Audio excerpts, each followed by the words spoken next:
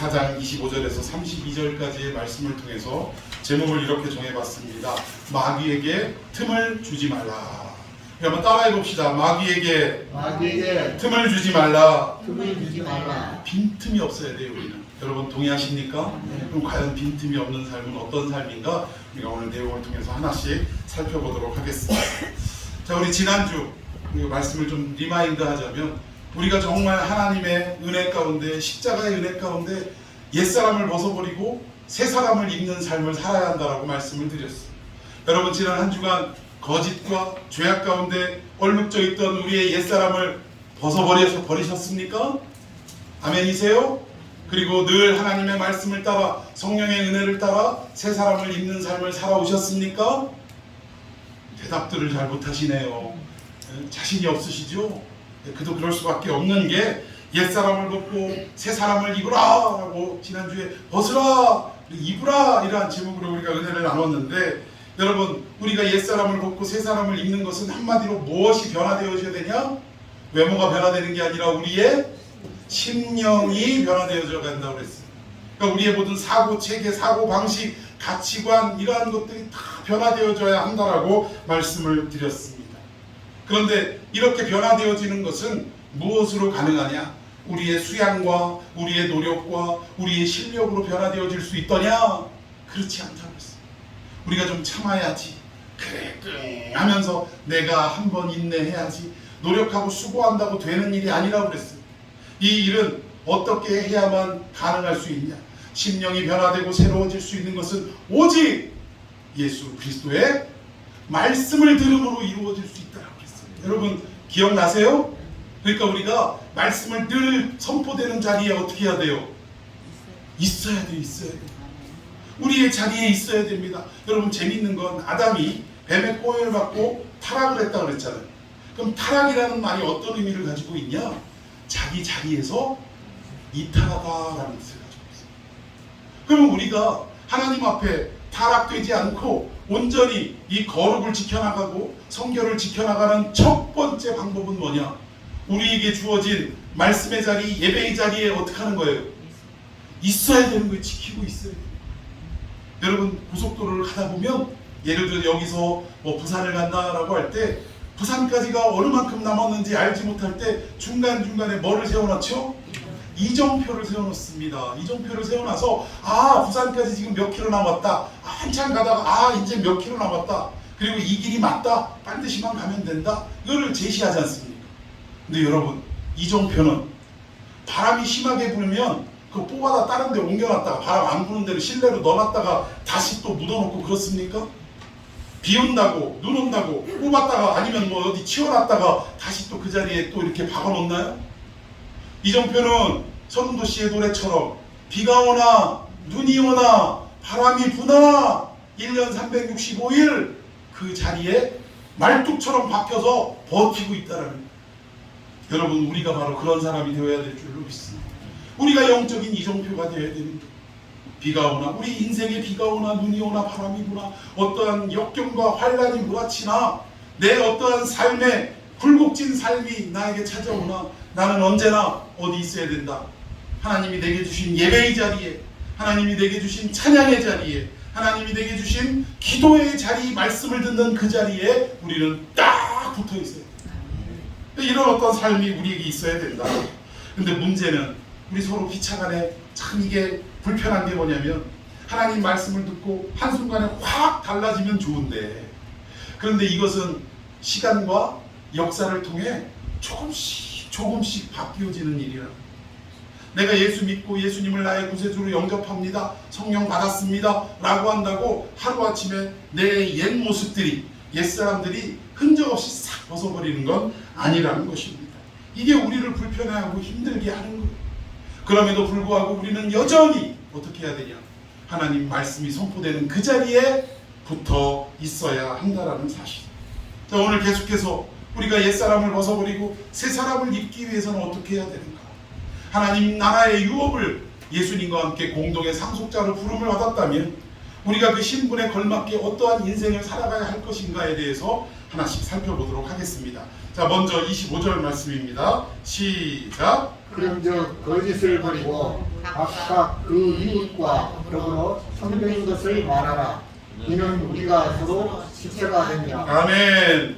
우리가 하나님의 공동의 유업, 예수님과 함께 공동의 상속자가 되었다면, 그러면 우리가 이 땅에서 어떻게 살으라고 하냐? 첫 번째, 뭐를 버리래요? 거짓을 버리라. 이 거짓이라는 것은 거짓말을 포함하지만 포괄적으로 생각하면 아까 말씀드린 대로 우리의 옛사람의 모습에 해당된다. 우리의 옛사람을 어떻게 해야 된다? 버려야 한다. 버려야 한다. 여러분, 이 옛사람의 습관과 속성과 관성은, 여러분 버스 타고 가다가 갑자기 그 브레이크를 딱 밟으면 나는 안 가려고 하지만 어떻게 돼요? 그 관성의 힘에 의해서 우리도 막 밀려가잖아요. 그러니까 우리가 안에 예수 그리스도 그분의 말씀으로 인해 새 사람이 되었다라고 하지만 아직 우리 안에는 여전히 습관과 속성과 관성들이 남아있다라는 거예요.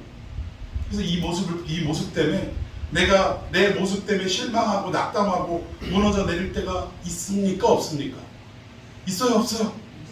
여러분, 이거 있어야 됩니다. 내 자신의 연약함을 발견하고 내가 왜 이거밖에 안 되는가? 예수 믿는 내가 왜 이 정도밖에 안 되는가? 이렇게 가슴 아파하고 통회하고 잡아가는 역사가 있어야 돼요. 이걸 느끼지 못한다면 그분은 그리스도 안에 있는 사람이라고 말할 수가 없다는 것입니다.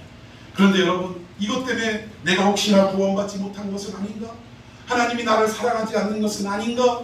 라고 의심이 될 때도 있지만, 여러분, 우리가 알아야 할 것은 무엇이냐? 우리는 분명히 신분은 바뀌게 된 줄로 믿습니다. 마귀 자식에서 하나님의 자식으로 바뀌게 됐어요. 근데 여러분, 신분이 바뀌었다고 해서 우리의 수준이 한꺼번에 바뀌냐? 그건 아니라. 우리 남자들, 특히 청년들 20세가 넘어가면 이제 어디에 부름을 받죠?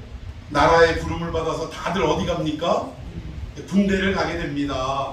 군대 가면 입소하자마자 예전에는 진짜 입소하고 이 위병소 바깥에서 부모님하고 빠이빠이 하고, 그리고 그토록 친절했던 군인들이, 위병소의 헌병들이 갑자기 안색을 바꾸면서 욕지가리를 막 퍼부으면서 안 뛰어! 하면서 막 뒤에서 난리가 났었어요. 근데 요즘은 안 그런 것 같더라고. 막 부모님 다 들어오게 하시고 막 이러더라고. 근데 어쨌든 막 낯빛을 바꿔가지고 연병장에서 막 굴리기 시작하는 거예요. 앞으로 지침, 뒤로 지침, 막 사복 입은 그대로 막 시키다가, 그러다가 이제 훈련해가지고 진을 다 빼놓고 입소식 한 다음에 주르르 끌고 가가지고 뭐를 입혀줘요? 군복을 입혀줍니다. 그러면 군복을 딱 입는 순간 그 사람의 신분은 뭐가 되는 거예요? 군인이 되는 거예요. 그런데 군인이 되었다고 해서, 우리의 신분이 군인이 되었다고 해서 훈련도 제대로 안 받은 얘들이 군인다워지느냐 이거예요. 그들의 수준이 군인의 수준이 되느냐 이거죠. 아닙니다.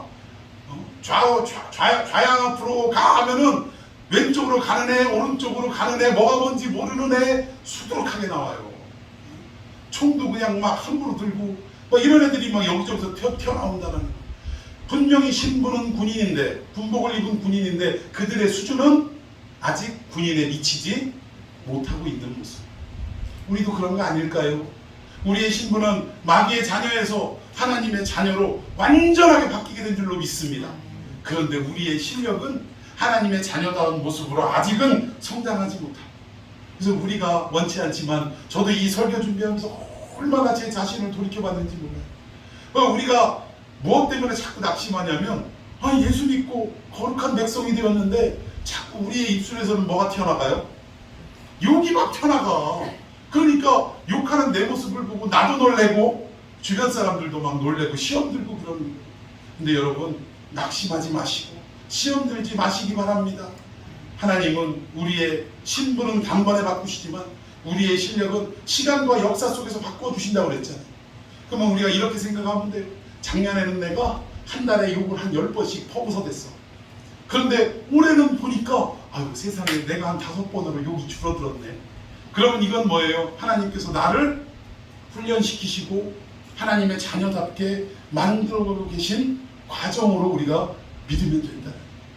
그러니까 자꾸 아직도 내가 욕을 한다, 아직도 내가 그리스도인답지 않은 행동을 한다, 뭐 이런 것들 때문에 막 화를 내고 막 그냥 혈기가 분기 탱천해가지고 이런 모습, 이것 때문에 여러분 낙심하지 마시고, 결국은 하나님은 반드시 여러분들을 하나님의 자녀로 삼아주셨다면 여러분의 수준 역시 하나님 반드시 그렇게 만들어 가실 분인 줄로 믿으시기를 바랍니다. 그 원인이 우리에게 있는 게 아니에요. 우리가 그렇게 돼야지 노력하고 애쓴다고 되는 게 아니라 한번 하나님이 그렇게 하기로 마음을 결정을 하셨다면 그거는 이미 이루어질 일이 아니라 이미 이루어진 일인 줄로 믿으시기를 바랍니다. 우리 이 미래적 시제는 우리에게나 필요하지 하나님께는 과거, 현재, 미래라는 시간적 개념이 필요가 없는 거예요. 하나님 가라사대 한번 약속을 하시면 그 약속은 천지가 없어져도 그 말씀은 이루어지는 거예요. 믿습니까? 우리가 하나님의 자녀된 신분을 얻었다면 지금 나는 실력은 부족하지만 그 실력조차도 수준조차도 하나님이 반드시 이루어 가실 것을 우리는 믿고 주님만 의지하고 소망하며 나아가야 할 줄로 믿습니다. 그래서 이렇게 우리가 거짓을 버리는 일을 끊임없이 기도하고 주께 맡기면서 이 일을 해야 된다. 그리고 이웃과 더불어 거짓을 버리는 한편 뭐를 하라고 나와 있죠? 25절에 보니까 참된 것을 말하라. 참된 것이 뭘까요? 어떤 사람들은 보면 이 참된 것이라는 것을 진실, 팩트, 사실 이런 것으로 생각하는 분들이 있더라고요. 근데 여러분 우리 인간은요 아직도 죄성이 가득하다는 게 뭐냐면 그 죄로 얼룩진 우리의 생각 속에 조금이라도 진실 또는 사실, 흔히 얘기하는 팩트가 내 안에 있으면 그럼 우리는 어떻게 되죠? 우리의 모습이 100개 중에 99개가 거짓이요. 그러니까 남들에게 들키지만 않았을 뿐이에요. 그런데 한 개가 내 안에 팩트가 있고 사실이 있고 진실이 있다고 하면 우리의 모습은 어떤 모습으로 돌변하는 줄 아십니까? 광장으로 튀어나가요. 그러면서 뭐라 그래요? 이럴 수는 없지. 나라가 이래서야 안 되겠냐고. 교회가 이래서야 되겠냐고.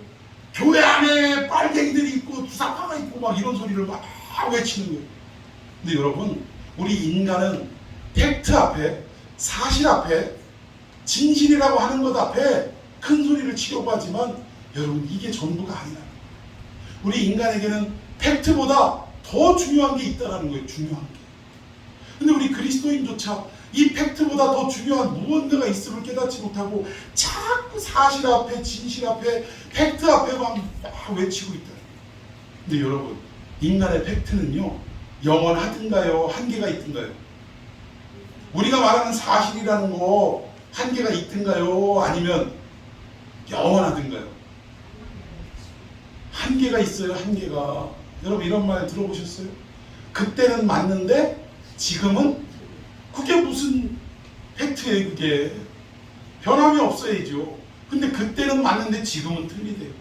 그러니까 우리가 외치고 주장하고 고집하고 막 남들을 가르치려고 하고 이러는 모든 것들은 팩트가 조금만 있으면 뭐 그러려고 하는데 이 모든 팩트는 온전하지도 영원하지도 않다.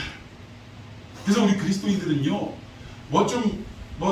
이게 옳다라고 생각한다고 교회에서 교회가 이래 뭐 이래가면서 진짜 그런 일이 있어요.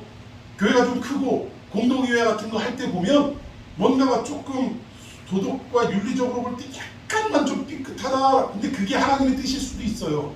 근데 하나님의 뜻이 어디 있는지는 모르고 예를 들자면 이런 거죠. 교회 안에 한 멤버십이 어떤 교회 얼굴에 먹칠을 하는 죄를 저질렀어. 근데 교회는 치리하는 것도 중요하지만 사실은 이분이 그 죄에 대해서 깨닫고 용서를 구하면 뭘 해줘야 되죠? 용서해주고 사랑으로 덮어줘야 되는 게 첫 번째라는. 그런데 이거를 우리가 어떻게 할까요? 덮읍시다. 그냥 은혜로 본인이 뭐 잘못했다고 깨달으니까 또 용서를 구하니까 이제 용서를 합시다 라고 하면 어떤 한 사람이 아주 바늘로 찔러도 피 한 방울 안 흘릴 것 같은 사람이 탁 손들고 일어서 갖고 용서도 중요하지만 교회 안에 이런 일들이 선례가 되면 되겠습니까? 잘못을 저지른 데는 반드시 대가를 치러야 합니다 하면서 막 소리를 질러요. 안 그렇습니까? 하고 막 선동을 하고. 근데 여러분 조심하세요. 어떤 진실과 팩트 앞에 선동하고 막 외치는 사람들 그 뒤에 보이지 않는 그의 삶을 보면 오히려 지금 타겟이 되고 있는 이 사람보다 더 악하고 죄가 많을 수가 있어요. 왜? 인간은 자기의 죄를 가리기 위해서 누구의 죄를 드러내요?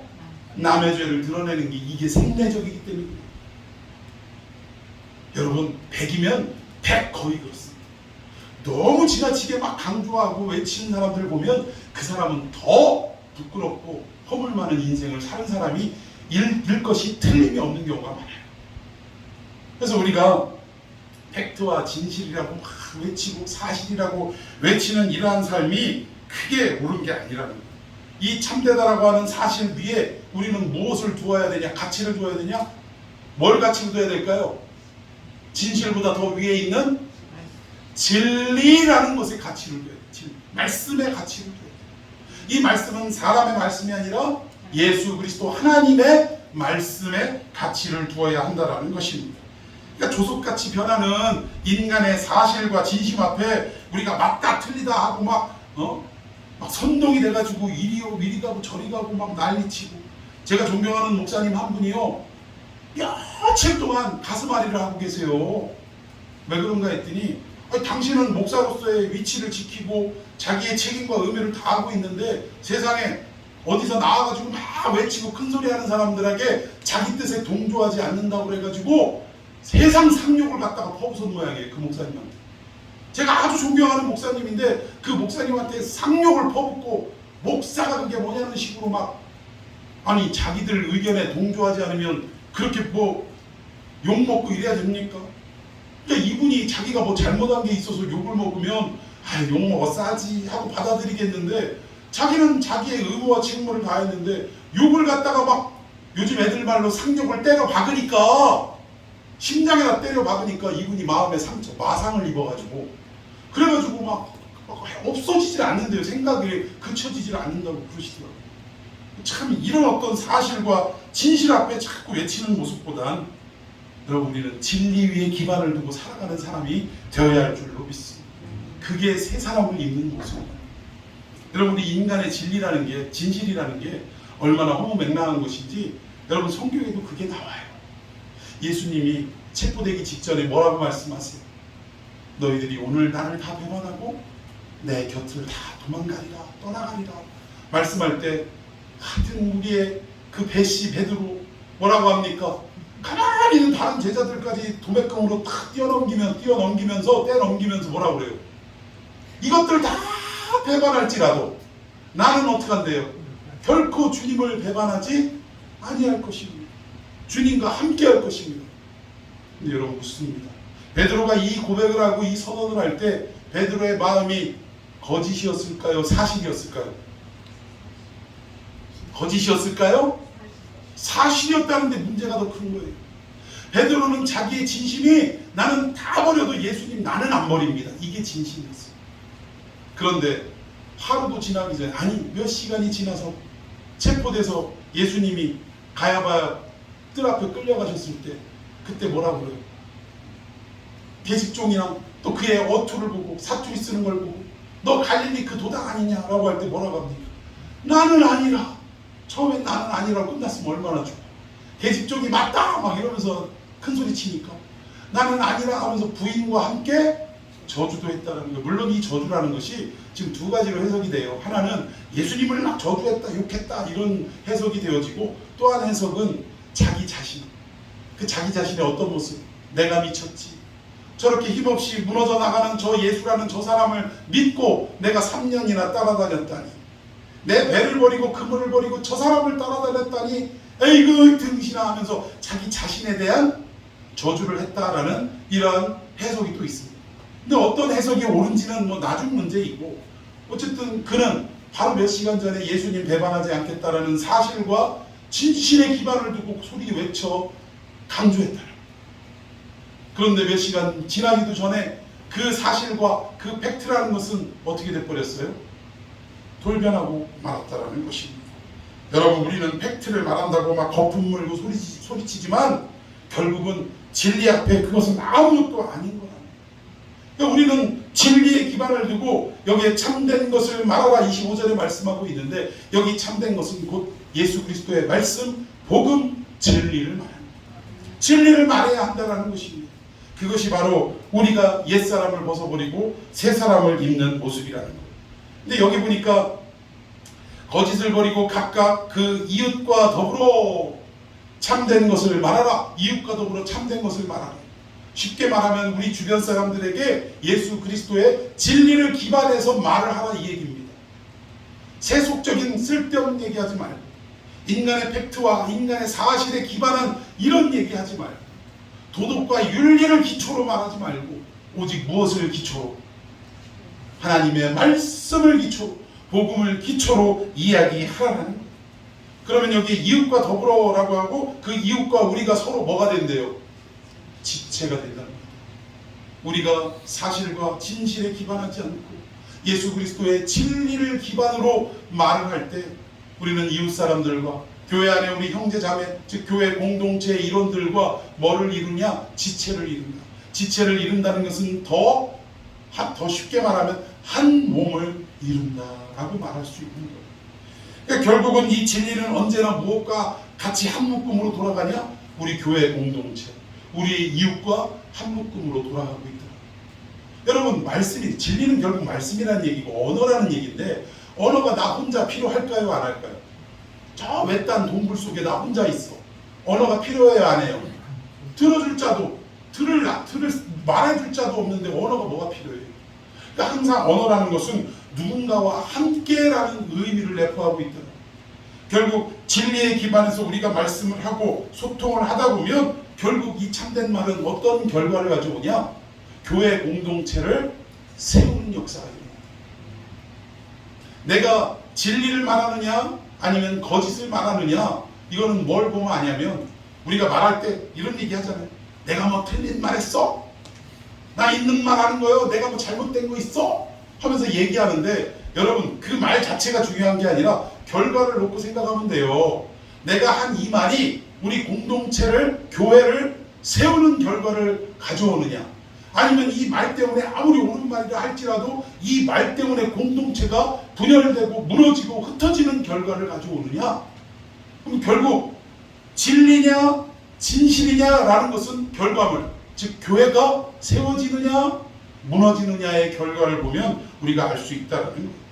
여러분 누구 한마디 때문에 마음이 상해가지고 갈갈이 찢어지고 걷잡을 수 없는 결과로 이어지고 그리고 사람의 말이라는 것은 말 한마디가 어디를 간대요?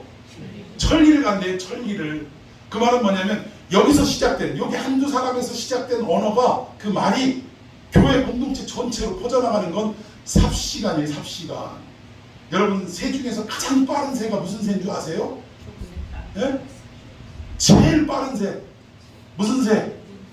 눈 깜짝할 새예요. 교회 안에 이런 어떤 잘못된 언어가 눈 깜짝할 새에 퍼져버린다라는 것입니다. 근데 결국 첫 번째 우리가 새 사람을 잇기 위해 하나님의 상속자로서 이 땅을 살아가야 되는 첫 번째 모습은 뭐냐? 언어를 주의하라는 거. 진실, 사실을 기반한 얘기라고 너희들 함부로 말하지 말라 이 얘기.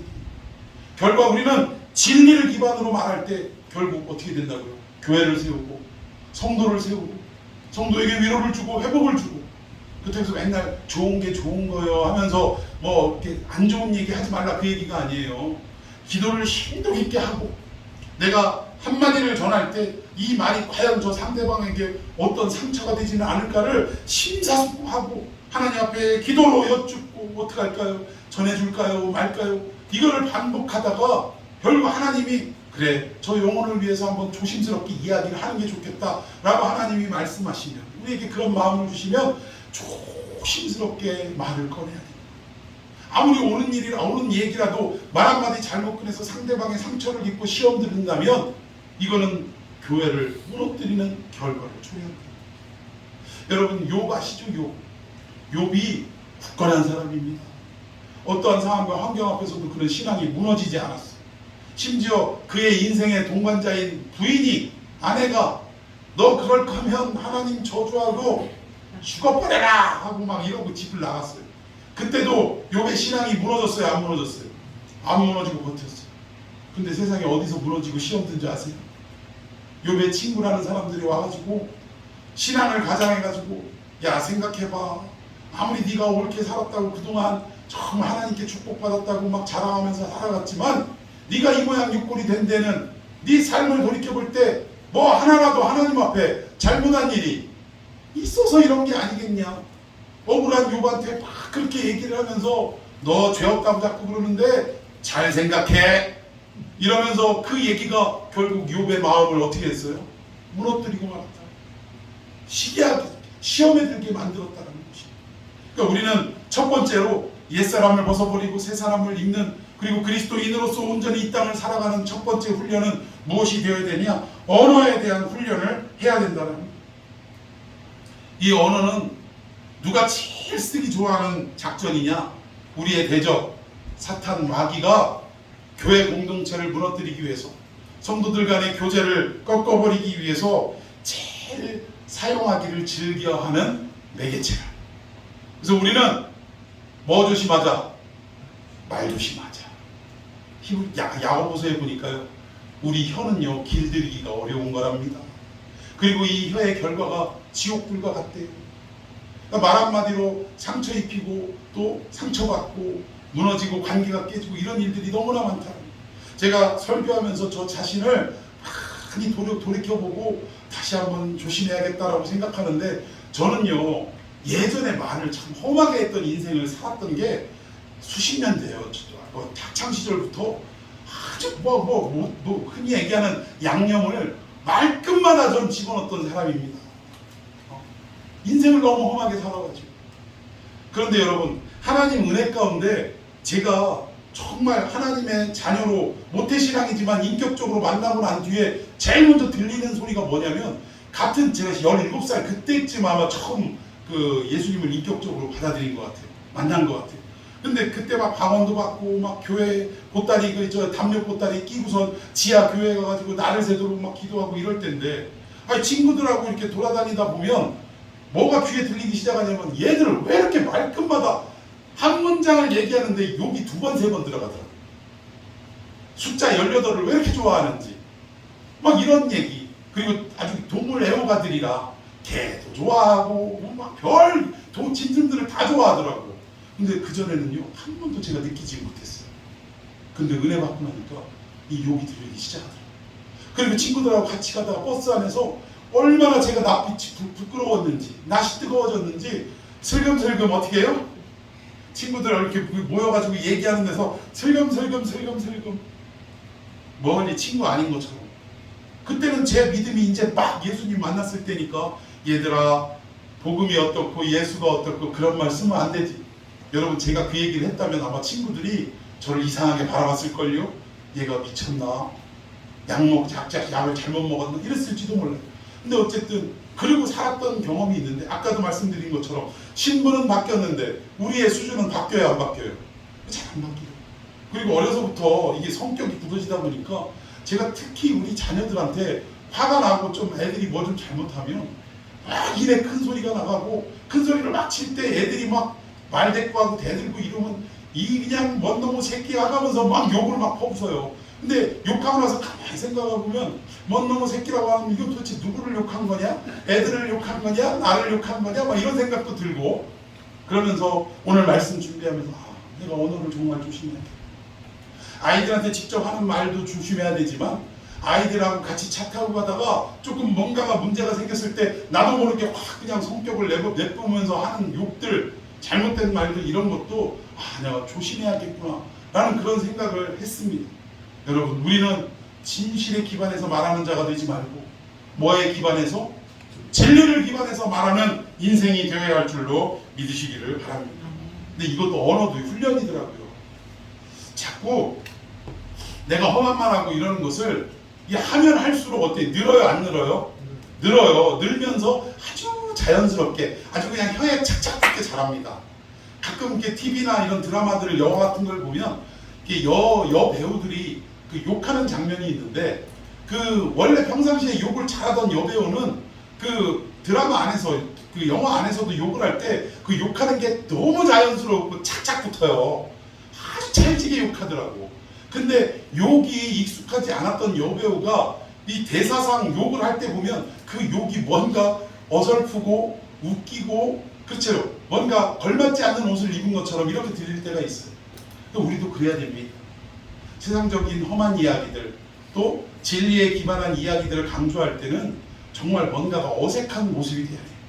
그리고 진실에 기반한 이야기, 진리에 기반한 이야기를 할 때는 우리는 그 어떤 누구보다 전문가의 모습을 띠고 해야 될 줄로 믿습니다.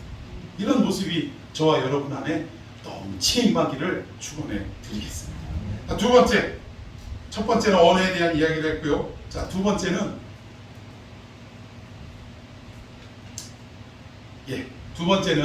이제 분냄에 대해서, 성냄에 대해서 이야기를 하고 있습니다. 자, 26절 다 같이 읽습니다. 시작. 분을 내어도 죄를 짓지 말며 때가 지도록 분을 품지 말고. 예, 여기 분을 내어도 죄를 짓지 말고. 우리가 이걸 해석할 때 이렇게 해석하시는 분들이 있더라고요. 야, 화는 내도 돼. 근데 죄는 짓지 말아라. 그리고 화는 내도 되지만 해가 지도록 분은 품지 마라. 뭐 이런 얘기를 합니다. 근데 이게 조금 100% 화를 내지 않고 어떻게 살아가겠습니까? 근데 의미가 뭐냐면 이 ESV 성경에도 좀 뭔가 해석이 좀 잘못된 것 같아요. 여기에 분을 내다라는 말이 be angry, 화를 내라 라고 지금 번역이 되어 있어요. 영어 성경 ESV 성경 버전에는 화를 내라 그러나 죄는 짓지 마 이렇게 되어 있다니까요. 그리고 저 유명한 목사님 존 스토트 목사님, 이분도 참 이렇게 책을 보면 이 언어가 센 분이에요. 굉장히 센 분인데 이분은 뭐라고 얘기했냐, 한 파란 글씨 읽어봅시다. 시작. 우리가 사회의 불의에 대해 분을 내야 한다. 침묵하는 죄다. 예, 이 존 스토트 목사님 이야기를 듣고 지금도 일부 목사님 중에 사회가 잘못되면, 국가가 정치를 잘못하면 그럼 어떻게 해야 된대요? 교회가 분을 내야 된다 막 이러는 분들이 있어요. 그래가지고 교회가 특히 이제 좀 진보 성향을 띠거나 아니면은 그 자유주의 신학을 띈 이런 교회들을 보면, 그러니까 교단으로 말하면 우리는 대한예수교 장로회인데 우리 대한예수교 장로회와 일찌감치 아주 그냥 일제 강점기 때 분파가 나뉘어졌던 데가 있습니다. 그게 뭐냐? 한국 기독교 장로회가 있어요. 그래서 우리를 예장이라고 하고 그분들을 기장이라고 하는데, 이 기장 출신들이 조금 자유주의 신학을 많이 띠고 있어요. 그래서 이분들은 앞에 이제 데모하고 집회하고 이런 걸 할 때 오히려 교회가 앞장서야 한다 이렇게 주장하는 그런 모습들이 많이 있습니다. 근데 이런 것 때문에 그래요. 결국 존 스토트 목사님이 사회 불의에 대해서 분을 내야 되고 침묵해서는 안 된다 이런 얘기 때문에 그러는데, 여러분 성경이 과연 이것을 말할까요? 우리는 연약하니까 분을 낼 수밖에 없어요. 안 내려고 하지만 어쩔 수 없이 무너져서 분을 낼 때가 많습니다. 근데 과연 성경이 분 내라! 라고 우리에게 분을 내라고, 화를 내라고 조장하고 있는 것일까요? 한번 본문에서 한번 봅시다. 31절 시작. 너희는 모든 악독과 노함과 분냄과 뜯은 것과 비방하는 것을 모든 악의와 함께 버리고. 예, 버리라고 하는데 뭘 버리래요? 악독 버리고 노함을 버리래요. 노함을. 아니, 좀 전에 26절에서 하신 말씀인데 5절 뒤로 가니까 결국 이게 화를 내라는 얘기가 아니라 어떻게 하라는 거예요? 화를 내지 말라라는 얘기예요. 악독도 버리고 노함도 버리고 분냄도 버리라지 않습니까? 분냄도. 노함이나 분냄은 같은 말이겠죠. 분냄을 버리랍니다. 근데 이것을 무엇과 함께 버리라? 이 떠드는 것, 비방하는 것, 이런 것들을 악의와 함께 버리라는 거예요. 그러니까 분내지 말라 이 얘기입니다. 그러니까 우리가 연약해서 분을 낼 수는 있지만 그 분을 오래 품지 말라 그 얘기예요. 26절 다시 볼까요? 분을 내어도 어떻게 하지 말라? 죄를 첫째, 우리는 연약한 분을 안 내야 되는데, 분을 내도, 약해서 분을 내도 첫째 어떻게 하라? 죄는 짓지 말라는 거예요. 그냥 화내는 걸로 끝내야지 그것으로 다른 것으로 연결되면 안 된다는 거죠. 두 번째, 화는 내지만 어떻게까지? 해가 지도록 분을 품지 말라 이 얘기예요. 그럼 어떤 분? 그럼 해지면 분 품어도 돼요? 그러면 여름철에는 해가 기니까 분 내는 시간도 짧고, 겨울철에는 해가 짧으니까 어둠이 기니까 그럼 겨울철에는 분을 좀 오래 낼 수 있겠네요. 이 해석이 맞아요, 틀려요? 참 이게 엉뚱한 이런 생각들을 하는데, 어쨌든 여기서의 분을 내라는 얘기가 아니라 분을 내지 말되 어쩔 수 없이 낸다 할지라도 죄는 짓지 말고, 그리고 오래도록 분 품지 마라. 오랫동안 분 품어봐야 너만 손해야 이 얘기예요. 지금 그 얘기를 하는 것입니다. 여러분, 시편에도 결국 빨리 이 죄를 해소하고 분을 내지 말라 이런 의미로 말씀하신 내용이 있습니다. 자, 시편 4편 2절 먼저 읽어볼까요? 2절 시작. 인생들아 어느 때까지 나의 영광을 바꾸어 욕되게 하며 헛된 일을 좋아하고 거짓을 구하려는가. 예, 여기 뒤에 셀라가 있는 것은 그 음악 부호로 추정을 합니다. 포르테시모 정도 아주 강하게 이런 뜻이에요. 그러니까 이런 셀라를 좀 여러분들이 집에서 이렇게 시편 읽으실 때 셀라가 있는 구절을 어떻게 읽어야 참 맛이 있냐면, 인생들아 어느 때까지 나의 영광을 바꾸어 욕되게 하며 헛된 일을 좋아하고 거짓을 구하려는가, 이렇게 읽어야 여러분 조금 시편답게 읽는 거예요. 강하게 읽어라 이런 의미인데, 자 그러면서 4절에 시작. 너희는 떨며 범죄하지 말지어다. 자리에 누워 신중에 말하고 잠잠할지어다. 잠잠할지어다. 자, 이게 무슨 말이냐면, 여기에 분을 내어도, 오늘 본문의 26절에 분을 내어도 죄를 짓지 말라라는 의미와 상충하는 거예요. 상충이 아니라 같은 맥락을 하고 있는 거예요. 너희는 떨며 범죄하지 말라. 이게 지금 바들바들 우리가 뭔가 열받는 일이 생기고 억울한 일이 생기고 이러면 떨려요, 안 떨려요? 떨리는 거예요. 막 이가 막 갈리고 몸이 부들부들, 손발이 떨리고, 이걸 어떻게 해야 되나, 들었다 놨다 해야 되나, 어떻게 해야 되나, 이런 마음이 있습니다. 그런데 그 분을 참지 못해서 범죄하지 말라 이 얘기예요. 아까 26절에도 뭐예요? 분을 내어도 죄를 짓지 말면, 이 같은 내용이 같은 내용. 여러분 재밌는 건 이 구약에 그 히브리어로 되어 있는 이 책을 랍비들이 72명이 들어가지고 각자 들어가가지고 헬라어로 다 번역을 했어요. 이걸 무슨 책? 70인역. 72명이 번역했는데 뒤에 우스리는 띄고 70인역이라고 그래요. 70인역. 이거를 불가타 성경 또는 멀게이트 성경이라고도 하는데, 이 헬라어로, 구약을 헬라어로 번역한 이 불가타 성경에도 보면 이 시편에 너희는 떨며 범죄하지 말지어다, 이 헬라어로 번역한 내용이 어떤 내용이냐, 분을 내어도 죄를 짓지 말라라는 내용과 같은 구조로 되어 있다. 같은 말이라 이 얘기입니다.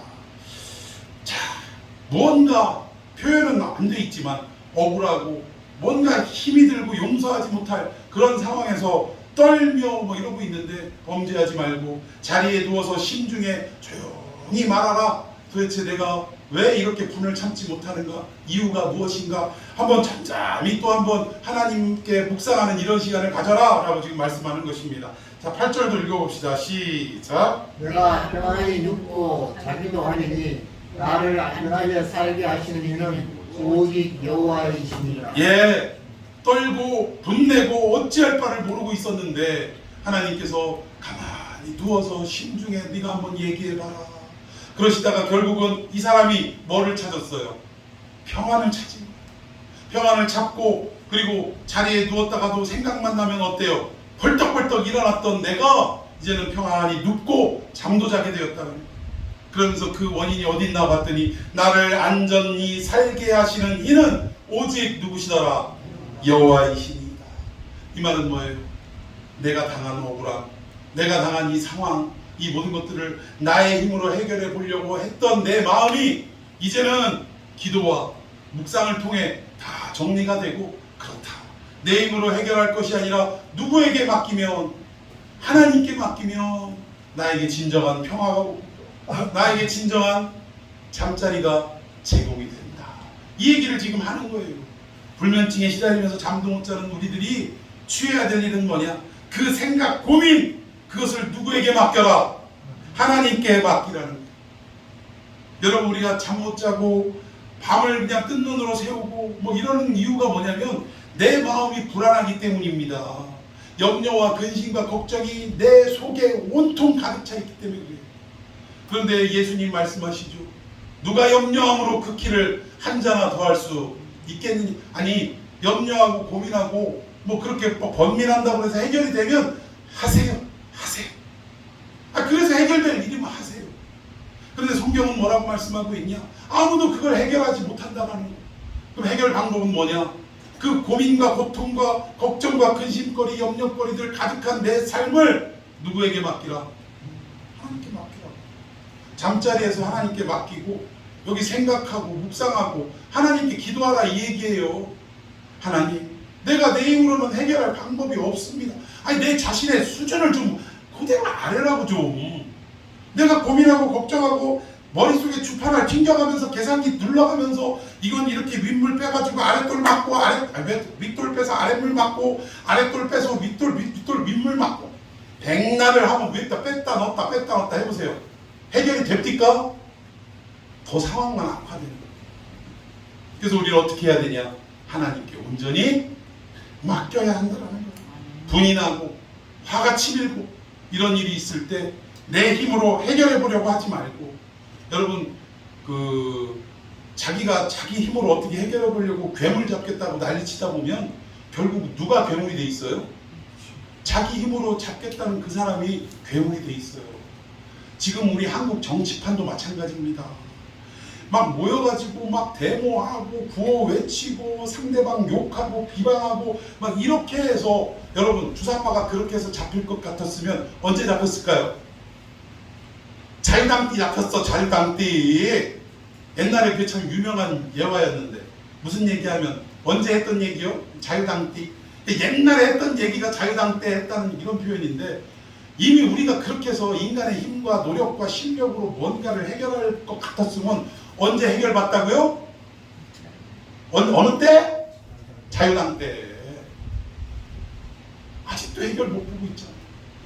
그러니까 그런다고 해서 결국 뭐가 되냐?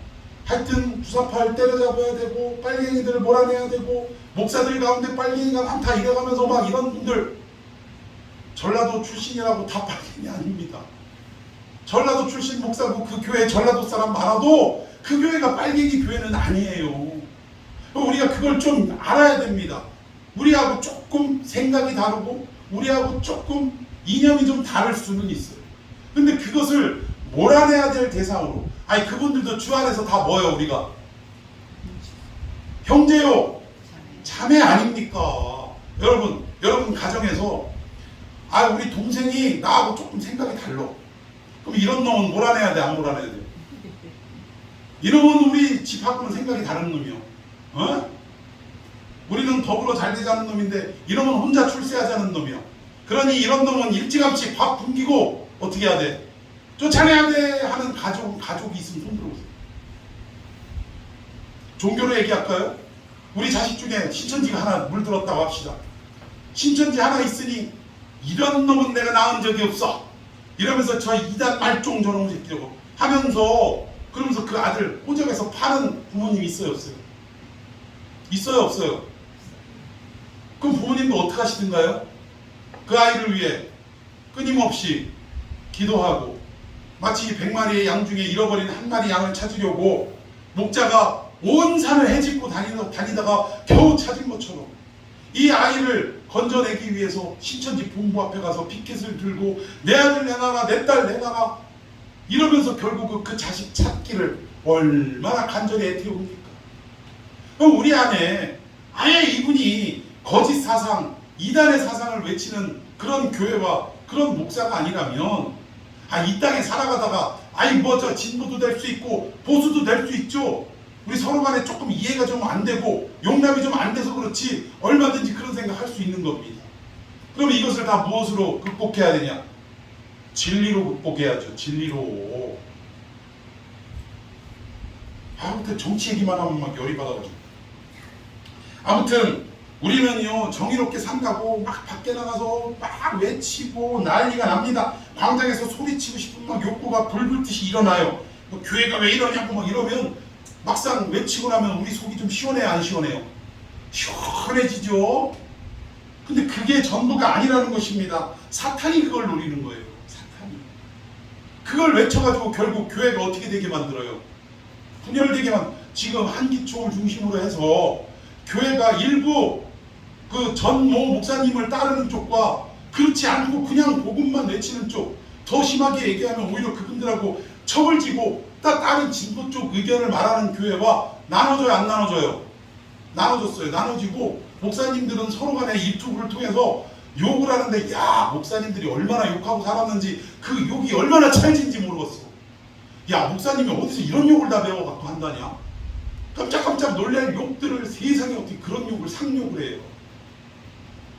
결국 이 결과를 볼 때 교회가 나눠지고 교회가 분열되는 거 누가 제일 좋아하겠어요? 하나님이 좋아하시겠어요? 누가 좋아하시겠어요?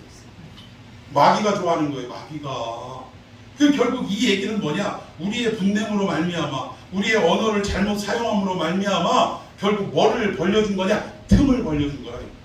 틈을 벌려주면 그 틈 사이로 뭐가 비집고 들어와요? 마귀가 반드시 비집고 들어온다라는 것입니다. 그래서 우리는 언어를 통해서도 또 우리의 분내는 것을 조절함을 통해서 마귀에게 뭐를 내지 마라? 틈을 주지 말라. 자, 우리 27절 다 같이 읽어봅시다. 시작. 마귀에게 틈을 주지 말라. 틈을 주지 말아야 합니다. 여러분 우리 언어 훈련하시고 또 분내는 것을 조절하시고 분내는 게 조절이 안 되는 걸 무슨 병이라고 그래요? 분노 조절 장애래요. 장애. 왜 뒤에 장애가 붙었을까요? 그거 한번 걸리면요 장애는 다시 회복이 돼요 안 돼요? 저도 육신적으로는 척추장애예요. 척추장애. 그러면 장애라는 판정을 내렸을 때는 장애라는 것은 다시금 회복이 된다는 얘기예요? 안 된다는 얘기예요? 안 된다는 얘기예요. 분노 조절 장애라고 선언이 되면 장애는 안 되는 거예요. 그거. 그러니까 장애가 되기 전에 어떻게 해요? 빨리 조절을 하는 저와 여러분이 되기를 예수님의 이름으로 축원해 드리겠습니다. 자, 세 번째 28절 시작. 도둑질하는 자는 다시 도둑질하지 말고 돌이켜 가난한 자에게 구제할 수 있도록 자기 손으로 수고하여 선한 일을 하라. 예, 여기서 도둑질하지 말라라는 말과 자기 손으로 수고해서 선한 일을 하라라는 말은 결국 무엇과도 연관이 되어 있냐? 재물과 연관되어 있는 얘기예요. 재물을 더 갖기 위해서 내가 실력은 없고 능력은 없고 더 갖고 싶은 마음은 있고 그러다 보니까 무슨 짓을 해요? 도둑질을 하는 거예요. 도둑질. 그런데 그러지 말고 네 손으로 수고해서 선한 일을 하라. 그러니까 수고해서 돈 버는 것으로 끝나는 얘기가 아니라 그 돈 번 것 가지고 어떻게 하래요? 선한 일을 하라라고 말씀하고 있는 것입니다. 이게 재정의 문제를 지금 다루고 있는데 첫 번째 언어 문제, 두 번째 성냄을 조절하라 이 얘기예요. 그리고 마지막 세 번째 재물의 문제를 지금 다루고 있는 건데 이게 경제 규모를 말하고 돈 많이 벌고 적게 벌고 그 얘기를 하는 게 아니라 돈이 많든 적든 그 경향을 어떻게 가지고 있냐, 내가 이 돈을 어떻게 사용하느냐, 이런 어떤 가치관에 대해서 지금 말하고 있는 거예요. 여러분 도둑질해서 돈을 많이 소유한 사람은 결국 그 도둑질한 것 같고 어떻게 사용할까요? 홍길동이 아닌 이상 자기 배를 위해서만 사용하는 거예요. 나 잘 먹고 잘 사는 데만 쓰고 흥청망청 뭐라 그래 그걸 유흥을 위해서 사용하는 거예요.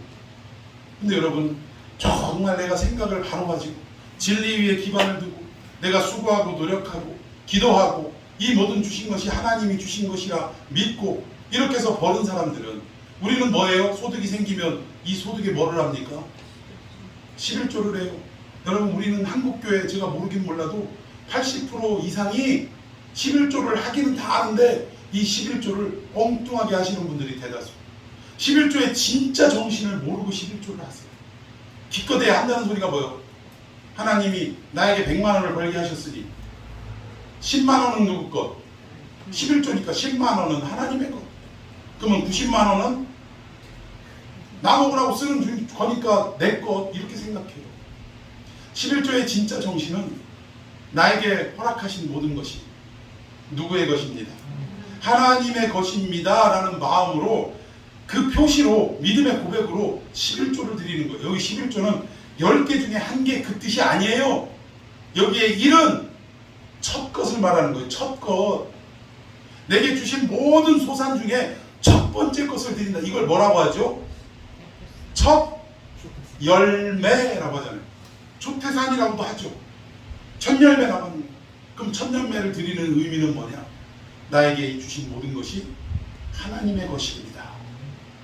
그래서 우리가 자식이 여럿 있고 아들이 여럿 있어도 그때 고대 유대 시대에는 누구를 최고로 쳤어요? 장자를 최고로 쳤어요. 왜 장남을 왜 최고로 칩니까? 왜? 내게 주신 자식 모든 것에 뭐니까? 초태생이니까. 이 초태생은 누구의 것이라고요? 하나님의 것이라고 고백함과 동시에 나머지 둘째, 셋째, 넷째, 12째까지 다 누가 주신 거예요? 하나님의 것이고 하나님이 주신 거예요. 자식은 하나님이 주신 기업이요. 하나님이 주신 기업이에요. 아니면 자식은 하나님의 기업이요예요. 옛날 성경에는 하나님이 주신 기업이라고 내게 주셨으니까 내 맘대로 한다고 막 그랬는데 바뀐 성경 제대로 히브리어를 번역한 성경 보니까 자식은 하나님의 기업이요. 내게 아니라 누구 거? 하나님 거래. 이런 부분들. 그래서 결국은 도둑질해서 자기 잘 먹고 잘 사는 데만 쓰는 인생 되지 말고, 그리고 어떻게 하래요? 자기 손으로 수고해서 하나님이 주신 모든 것으로 뭐를 하냐? 선한 일을 하라. 그럼 여기 선한 일은 뭐예요? 주변에 어려운 사람들 도와주는 일이요? 그런 거? 물론 그것도 선한 일에 포함될 수 있습니다. 그러나 가장 근본적인 선한 일은 무엇입니까? 하나님의 일을 하는 거예요. 교회를 세우는 일이고, 이 복음이 땅끝까지 선포될 수 있도록 선교에 쓰임 받아야 하는 게 선한 일인 줄로 믿습니다. 하나님의 일을 하는데 재정을 사용하라. 그리고 저는 우리 그리스도인들 여러분들 모두에게 이 말을 하고 싶어요. 똑같이 예수 믿어도 어떤 사람은 5,000명분을 혼자 처먹는 분이 있어요. 무슨 말인지 아시겠어요? 벌기는 잘 버는데 저 혼자 먹고 살려고 버는 분이 있다. 근데 어떤 분은 5,000명을 먹여 살리는 분이 있더라고요. 여러분 어떤 인생 되고 싶습니까? 5,000명분을 혼자 먹는 인생이 되기를 원합니까? 아니면 내가 혼자 벌어서 5,000명을 먹이는 인생이 되고 싶습니까? 오늘 이 28절 얘기는 한마디로 그 얘기예요. 언어 똑바로 훈련하고, 분내는 거 조절하고, 마지막 세 번째, 돈 관리 잘하라. 돈을 너 혼자 잘 먹고 잘 사는데 네 영광, 네 의의를 드러내는 데 쓰지 말고 오직 선한 일, 하나님의 이름이 드높아지는데 아낌없이 사용하는 인생이 되라. 하나님이 우리에게 주신 돈뿐만 아니라 은사, 시간, 재물, 이 모든 것은 누구를 위해 사용해야 되냐? 누군가를 위해 살리는 용도로 사용이 돼요. 내게 주신 이 재물은 누군가를 살리는 데 쓰임받아야 된다. 내게 주신 시간은 누군가를 살리는 데 쓰이는 시간이 돼요. 내게 주신 은사, 섬김의 은사, 뭐 방언의 은사, 뭐 여러 가지 각각의 은사, 사랑의 은사 많습니다. 이 모든 은사도 누군가를 살리는데 사용되기 위해 하나님이 우리에게 주신 것이다. 여러분, 이 땅에 교회를 설립한 우리 성령님의 목적이 뭐냐? 바로 이 세 가지를 통해 언어의 훈련이 제대로 이루어지고, 이 언어도 어디 위에 기반이 돼야 돼?